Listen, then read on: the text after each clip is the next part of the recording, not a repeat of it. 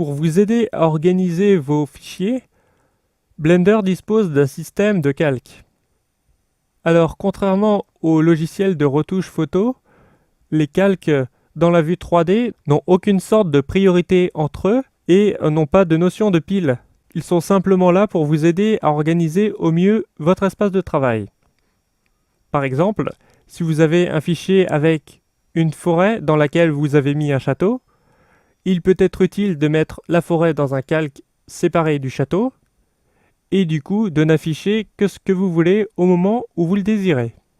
Pour sélectionner un calque à afficher, on va utiliser les boutons de calque de l'entête de la vue 3D, ici. Ce sont les deux groupes de 10 boutons. Le premier calque ici est activé, mais pour passer sur un autre calque, il suffit de cliquer gauche sur le calque et on active les calques où la souris passe. Si on veut sélectionner plusieurs calques à la fois, maintenant vous devriez commencer à comprendre, laisser la touche Shift enfoncée et sélectionner différents calques en même temps avec la touche Shift enfoncée donc et clic gauche. Donc Shift plus clic gauche pour sélectionner plusieurs calques. Et pour désélectionner, toujours Shift plus clic gauche. Quand un objet se trouve sur un des calques, son icône va légèrement changer. Une boule va apparaître. Nous allons d'abord sélectionner le cube par défaut et nous allons le déplacer dans un autre calque.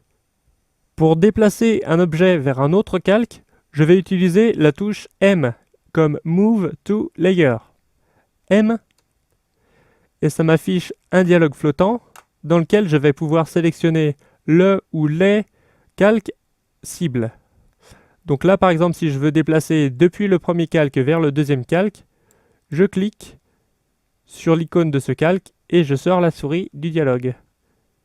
Maintenant, comme vous le voyez, les icônes des calques ont changé. Comme le cube se trouve sur le deuxième calque, on a une petite boule qui s'est affichée sur le deuxième calque.